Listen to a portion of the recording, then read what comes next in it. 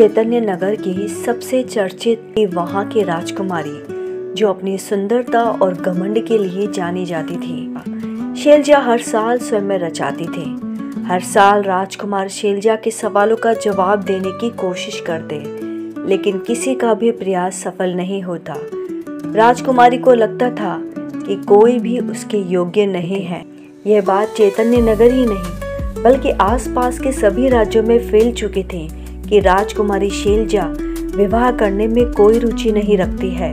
इसके बावजूद भी आसपास के राजकुमारों ने यह ठान रखा था कि वह तब भी शैलजा से विवाह करने का प्रयास करेंगे और अपना समय निकालकर उस स्वयंवर में भाग लेते थे। हर साल जब स्वयंवर की घोषणा होती तो आसपास के सभी राजकुमार अपनी पूरी तैयारी के साथ वहां आते, लेकिन खाली हाथ लौटते भी। शैलजा का घमंड केवल उसकी सुंदरता तक सीमित नहीं था, वह अपनी बुद्धि और चतुराई को भी अपना सबसे बड़ा गुण मानती थी। उसने स्वयंवर के लिए कुछ अनोखी शर्तें तय की थी। राजकुमारी ने घोषणा कर रखी थी कि जो भी राजकुमार उसके 5 प्रश्नों का सही उत्तर देगा वही उसका पति बनेगा। लेकिन ये प्रश्न इतने कठिन और अनोखे होते थे कि अब तक कोई भी इन सभी प्रश्नों का हल नहीं कर सका। कुछ लोग राजकुमारी को पागल समझते थे तो कुछ लोग बुद्धिमान। राजकुमारी का दावा था कि यदि कोई राजकुमार उसकी बुद्धि को पराजित कर सके तो वही उसके योग्य होगा। लेकिन इस बार एक दूर राज्य का राजकुमार अर्जुन स्वयंवर में शामिल हुआ। अर्जुन सिर्फ सुंदर और शक्तिशाली नहीं बल्कि अत्यंत बुद्धिमान भी था। उसे राजकुमारी द्वारा पूछे गए उन सभी सवालों के जवाब पता थे जो उसने विभिन्न राज्यों के राजकुमारों से पूछे थे। लेकिन अर्जुन राजकुमारी के स्वयंवर में भाग लेने के बावजूद भी वह राजकुमारी के सामने उपस्थित नहीं हुआ और राजकुमारी की गतिविधियों पर ध्यान देता रहा। अर्जुन को लगा कि राजकुमारी स्वयंवर का आयोजन ही सिर्फ अपने मनोरंजन के लिए करती है। लेकिन इस बार राजकुमार अर्जुन ने ठान लिया था कि वह राजकुमारी का घमंड तोड़कर उसे वास्तविकता का एहसास कराएगा। इसीलिए वह राजकुमारी के पास गया और राजकुमारी से पूछा, क्या इस स्वयंवर में केवल राजघराने के लोग ही भाग ले सकते हैं? तो राजकुमारी ने हंसते हुए जवाब दिया, स्वयंवर में भाग लेने के लिए रुतबा और शक्ति चाहिए, सामान्य लोग इसमें शामिल नहीं हो सकते।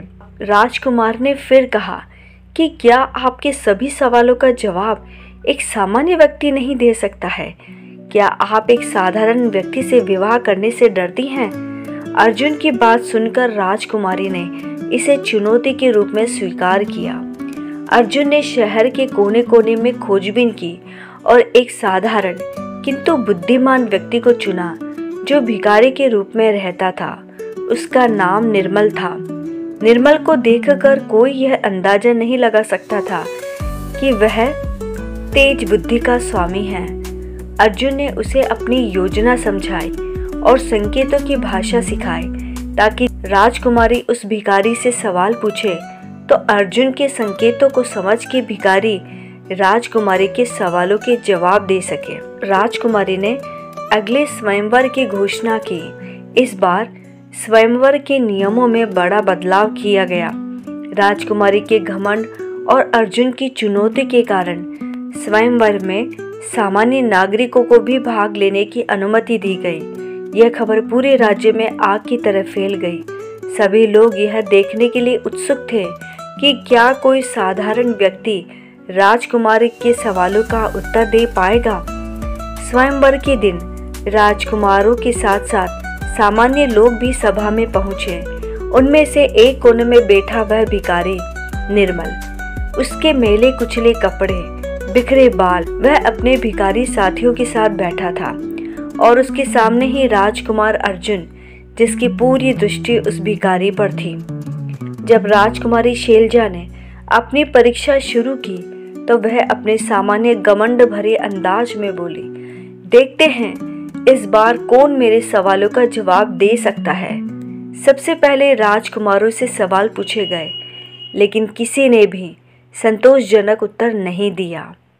तभी वह भिखारी जिसे राजकुमार अर्जुन ने तैयार किया था, खड़ा हुआ और बोला, मुझे भी एक मौका दीजिए। सभा में हंसी की लहर दौड़ गई। राजकुमारी भी व्यंग्यात्मक हंसी के साथ बोली, तुम एक भिखारी? ठीक है, मैं तुम्हें सवाल पूछती हूँ, आओ।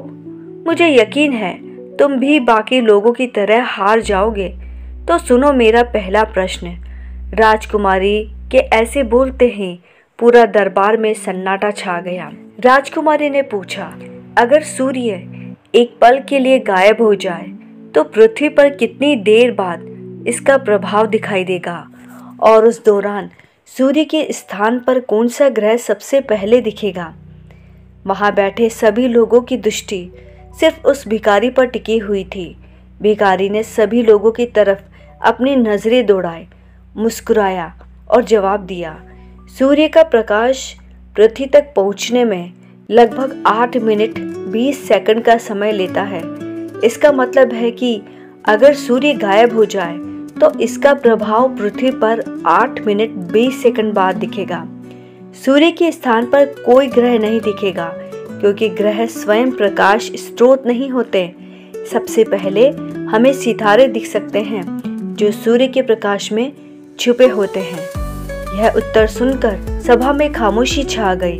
भिखारी ने कहा, राजकुमारी, क्या आपको मेरा यह उत्तर गलत लगता है? और यदि गलत लगता है तो कृपया करके आप इसका सही उत्तर देने की भी कृपा करें। राजकुमारी ने कहा कि सही उत्तर है, लेकिन अभी मेरे सवाल खत्म नहीं हुए हैं। तुम्हें 5 सवालों के जवाब सही सही देने हैं। तो मेरा दूसरा प्रश्न सुनो। यदि कोई व्यक्ति समय में पीछे जाकर अपने ही दादा को उनके युवावस्था में मार दे, तो क्या वह व्यक्ति वर्तमान में अस्तित्व में रहेगा या नहीं, और क्यों?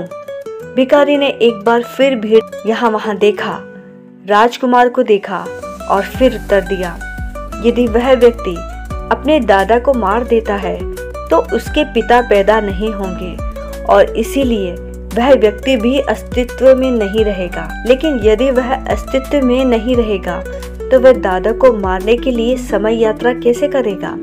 राजकुमारी चौंक गई, क्योंकि यह भी सही उत्तर था। अब सभा में खामोशी थी। सभी लोग भिखारी की बुद्धिमानी से प्रभावित थे। तभी राजकुमारी ने तीसरा सवाल पूछा, एक समुद्र में कितने ऐसी बूंदें हैं जिनमें पूरा समुद्र समा सकता है?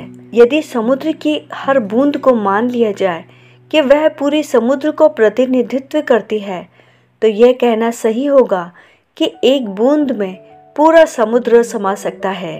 राजकुमारी उसके इस प्रश्न का उत्तर सुनकर आश्चर्यचकित थी, लेकिन फिर उसने अपना चौथा प्रश्न पूछा, एक ऐसी संख्या बताओ जो न गिनी जा सके, न लिखी जा सके और न ही किसी अन्य संख्या से तुलना की जा सके। भिखारी ने उत्तर दिया, अनंत। अगला प्रश्न था कि एक ऐसी भाषा का नाम बताओ जो लिखी जा सकती है लेकिन उसके अक्षर कभी दिखाई नहीं देते। भिखारी ने उत्तर दिया, संकेतक भाषा। इस प्रश्न के उत्तर के साथ ही राजकुमारी को कुछ ख्याल आया और उसने कहा कि अब मैं तुमसे जो प्रश्न करने वाली हूँ, तुम्हें यहाँ वहाँ भीड़ में देखने की ज़रूरत नहीं है। तुम मेरी आंखों में देखकर सवाल का उत्तर दोगे। तो भिखारी ने कहा कि राजकुमारी, आपकी शर्त के अनुसार 5 प्रश्न हो चुके हैं और मैंने सभी सवालों के सही जवाब दिए हैं। स्वयंवर सभा में जब भिखारी निर्मल ने राजकुमारी शैलजा के 5 कठिन प्रश्नों के सही सही उत्तर दिए, तो एक और पूरे दरबार में उसकी बुद्धिमत्ता की प्रशंसा हो रही थी, तो वहीं दूसरी ओर राजकुमारी के भीतर गहरी उथल पुथल मची हुई थी। उसकी आंखों में गुस्सा, निराशा और असमंजस के भाव तैर रहे थे। सभा में चारों ओर तालियां बज रही थी, लेकिन वह इन सभी आवाजों से जैसे कोसों दूर हो गई थी। एक भिखारी, यह कैसे संभव है? मेरे स्वयंवर की शर्तें पूरी करने वाला कोई महान राजकुमार होना चाहिए था, न कि यह साधारण और निम्न स्तर का व्यक्ति। एक भिखारी को अपने जीवन साथी के रूप में स्वीकार कर सकती हूँ? नहीं, यह मेरी प्रतिष्ठा के लिए विनाशकारी होगा। उसके मन में यह विचार बार बार गूंज रहा था। दरबार में सब यह सोचकर हैरान थे कि आज चैतन्य नगर की घमंडी राजकुमारी का एक साधारण भिखारी से विवाह करने जा रही है। निर्मल अपनी जगह से उठा और हाथ जोड़कर दरबार के मध्य में आकर बोला कि हे राजकुमारी और दरबारियों, मैं आप सबके सामने एक सच प्रकट करना चाहता हूँ। भरे दरबार में वह सारी बात निर्मल ने कह सुनाई। निर्मल और राजकुमार के बीच जो भी बात हुई थी, यह सुनकर सारा दरबार शांत हो गया। सभा में हलचल मच गई। लोग अर्जुन का नाम सुनकर आश्चर्यचकित थे। शैलजा जो अब तक शांत बैठी थी, चौंक कर खड़ी हो गई। निर्मल ने आगे कहा, मैं तो मात्र एक माध्यम था। असली विजेता और योग्य पति अगर कोई है तो वह राजकुमार अर्जुन है। सभा में सबकी निगाहें अर्जुन को खोजने लगी। तभी अर्जुन अपनी राजसी वेशभूषा में सभा के मध्य में आए। उनकी आंखों में विनम्रता और चेहरे पर आत्मविश्वास झलक रहा था। अर्जुन ने कहा कि सच्चा सम्मान घमंड से नहीं बल्कि विनम्रता से मिलता है। मैंने भिखारी को तैयार किया ताकि आपको यह एहसास हो जाए कि आपकी शर्तें किसी व्यक्ति की कुल, जाति या बाहरी दिखावे से नहीं बल्कि उनकी समझ और सहयोग से पूरी हो सकती है। अर्जुन की बातें सुनकर राजकुमारी का घमंड पूरी तरह चकनाचूर हो गया। वह सभा के मध्य में आई और राजकुमार अर्जुन के सामने सिर झुकाकर गिर पड़े। उसकी आवाज़ में पश्चाताप था। हे राजकुमार, मैं अपने घमंड के कारण सच्चाई को पहचान नहीं पाई। मुझे क्षमा करें। आपने मेरे जीवन का सबसे बड़ा पाठ सिखाया है। कृपया मुझे स्वीकार करें। दरबार में सभी की सहमति से राजकुमार अर्जुन और राजकुमारी शैलजा का विवाह संपन्न हुआ।